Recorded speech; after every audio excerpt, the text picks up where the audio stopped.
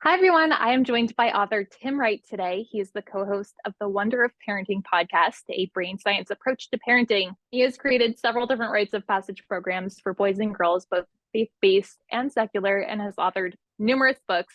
Thank you so much, Tim, for joining us. I'm really excited to talk about your new book. Well, thank you so much for having me. It's really an honor. Well, to start this interview, can you tell us about your series and your inspiration for writing this series? Sure. Well, you mentioned that I've been a part of writing some rites of passage programs over the years. Did that with my good friend, Dr. Michael Gurian, who's a New York Times bestselling author.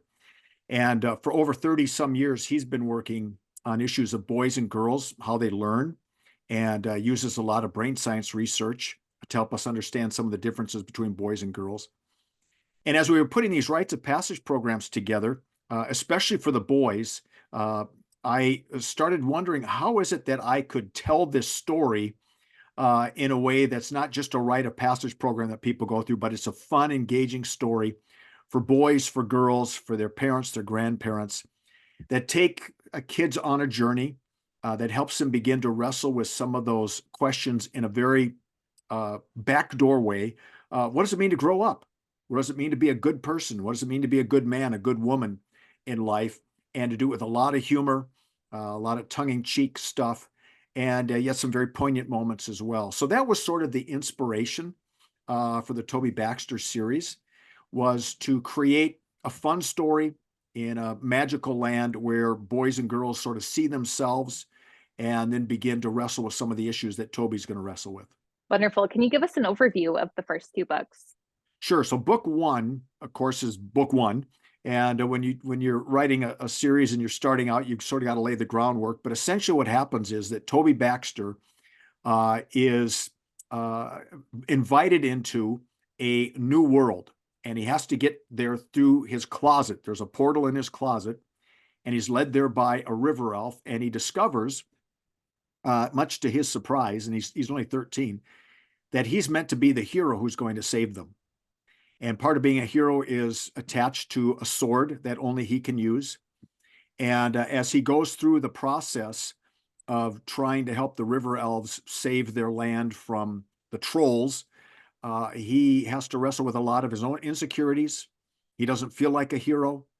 And even at the end of the book, he doesn't feel like he did anything terribly heroic, which he really does.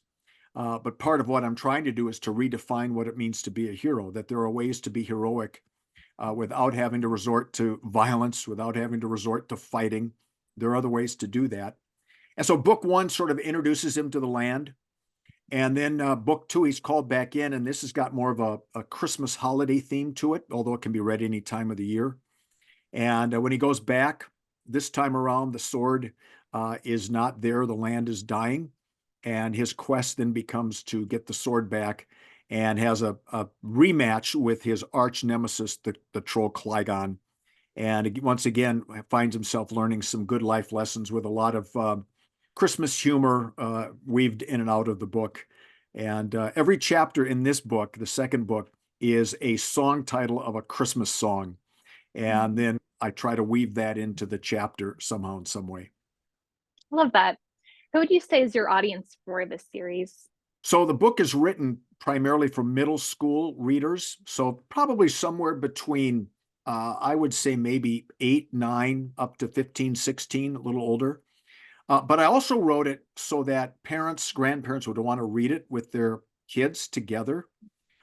So there's some good humor in there, I think, for adults, and references that maybe kids wouldn't get, but adults will. I sort of had in mind, at least when I was growing up, these old cartoons I used to watch, where when I was a kid, I thought they were hilarious. And when I was an adult, I found out, wow, they were really written to adults. There's a lot of great Yeah. humor there. I think of Teen Titans, or Go Teen Titans, or whatever it's called, Teen Titan Girls. My grandkids watch that all the time. And the humor is just absolutely spectacular. And most of it's right over the head of my grandkids. And yet they love the cartoon. So that's kind of what I tried to do with these books. For me, that's Shrek. Yes, Shrek. Yes, exactly. I like Very good watching illustration.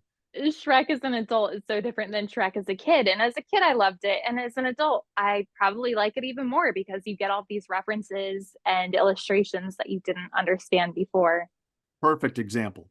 Wonderful. Oh, that's great. Well, I'm excited to see those references in your book as well.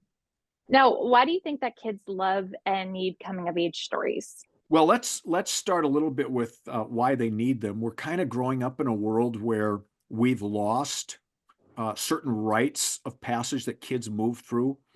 It used to be a defining moment in the lives of our boys and girls where they would be taken through a process, literally trained to be adults. And they usually happen around the age of 13, happen more with boys than girls, but now Mhm. increasingly with girls. Because there are a lot of things that kids just don't know, right? Their bodies are changing, their relationships are changing. And if we don't begin to impart wisdom to them, they're just going to make it up on their own. They're getting their wisdom from places that aren't really reliable, like social media.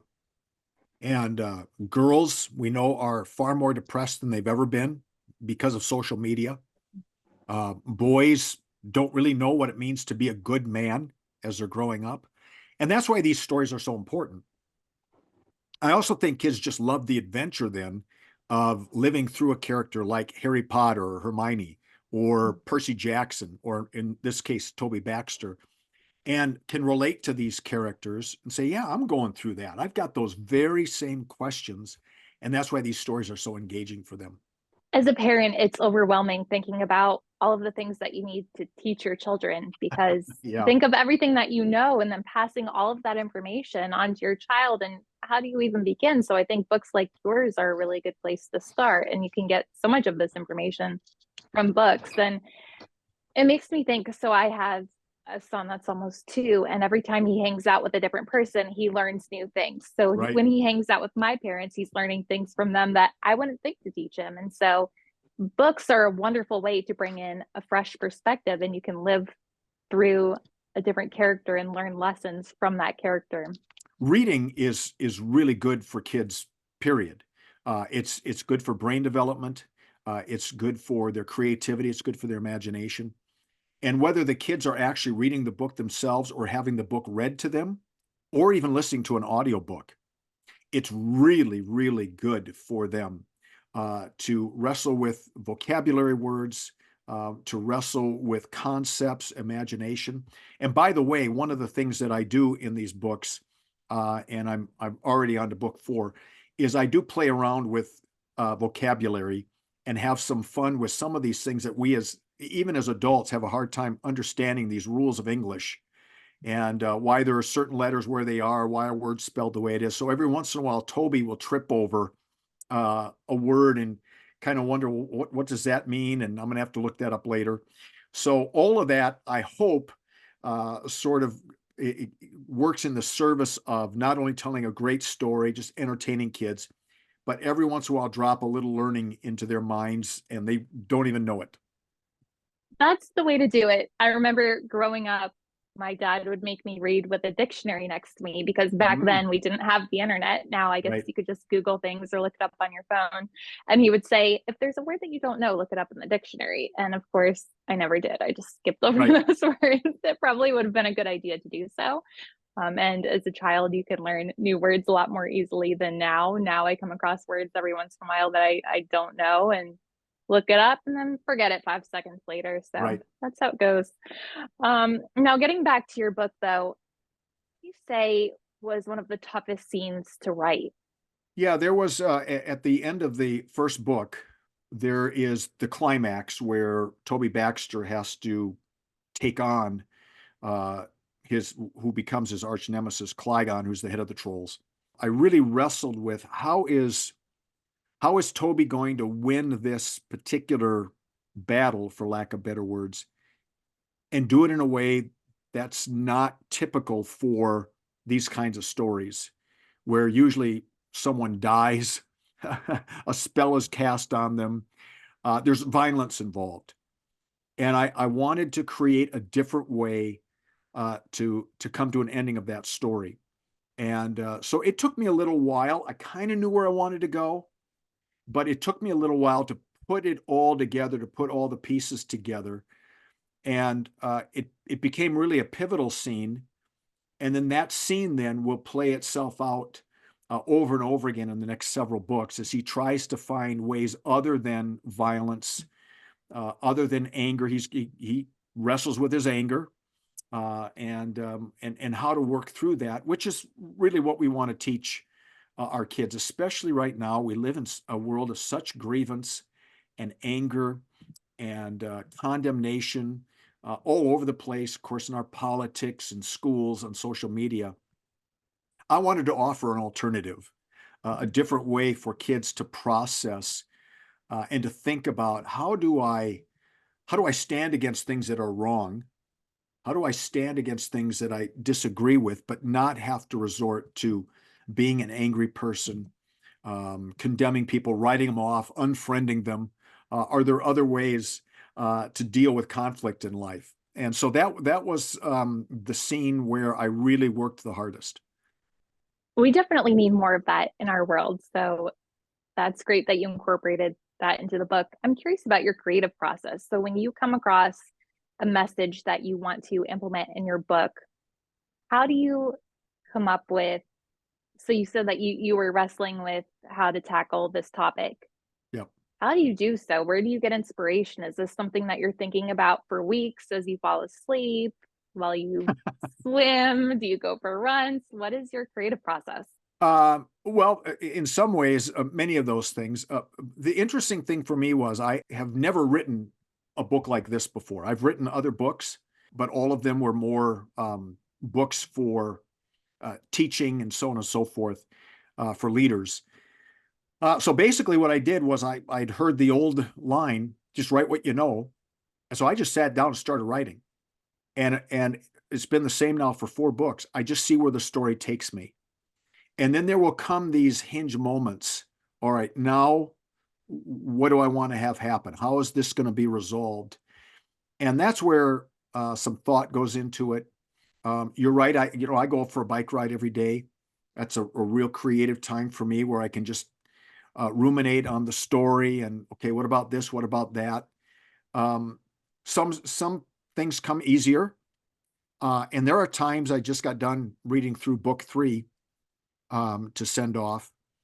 And I thought, wow, where did that idea come from?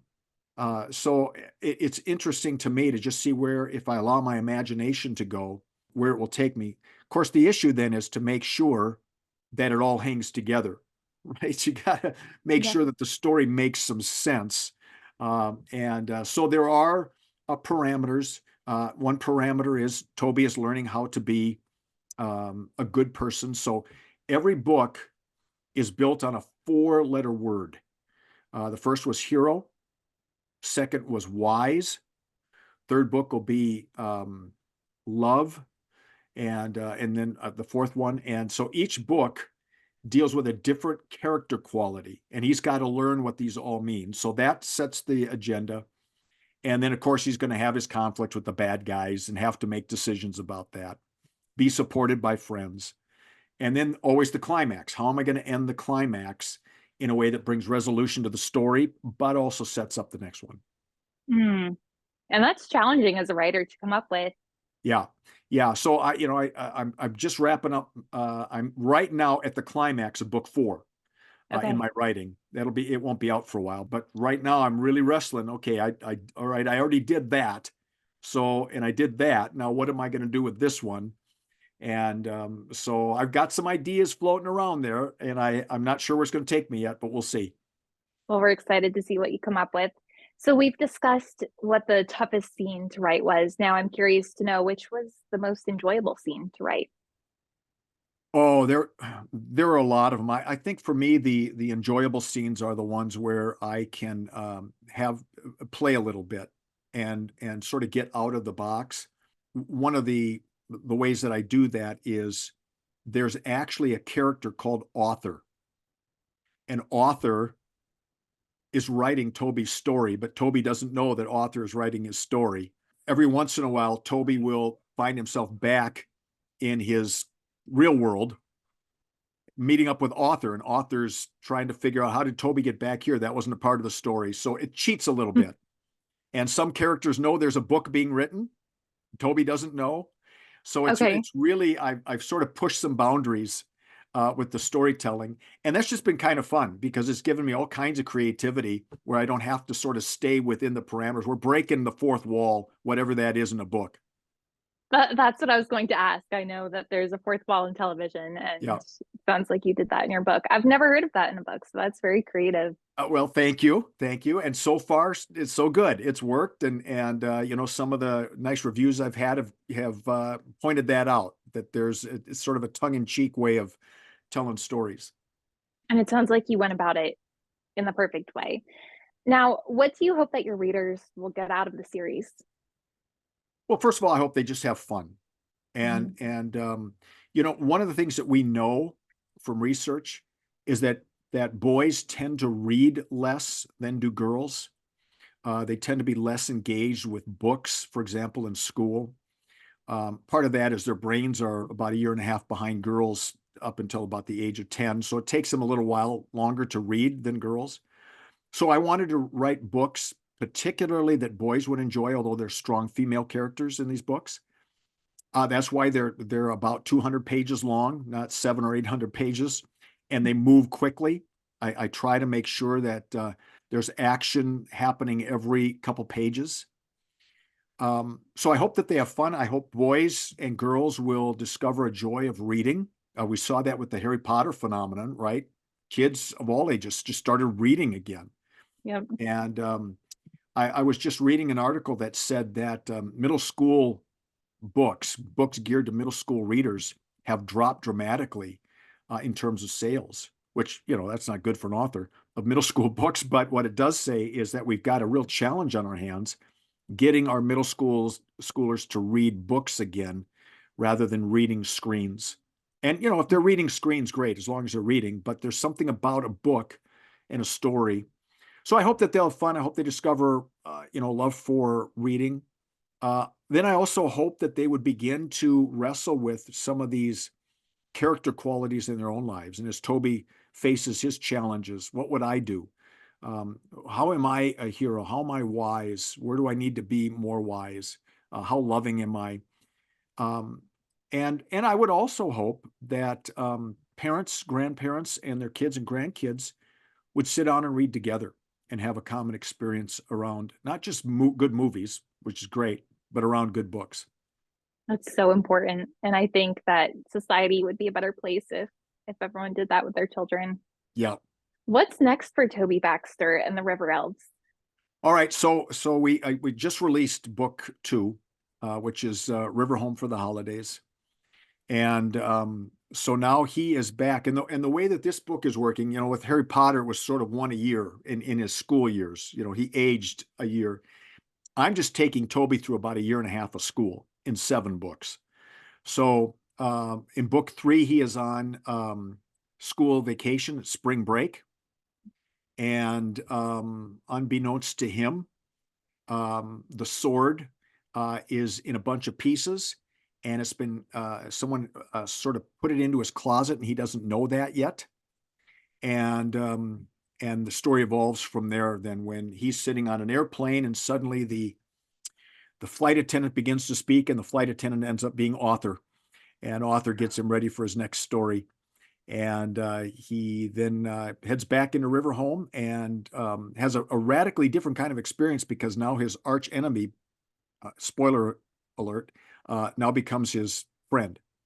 And so that's where book 3 picks up. What did you say the topic is for book 3 again? Book 3 is, The word. Yeah, the word is good. Good. Mm.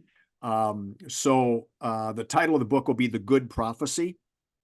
And he's going to have to, so he's already figured out what hero means, what wise means. Now he's going to have to figure out what does it mean to be a good person, make good decisions, be good to my fellow neighbors.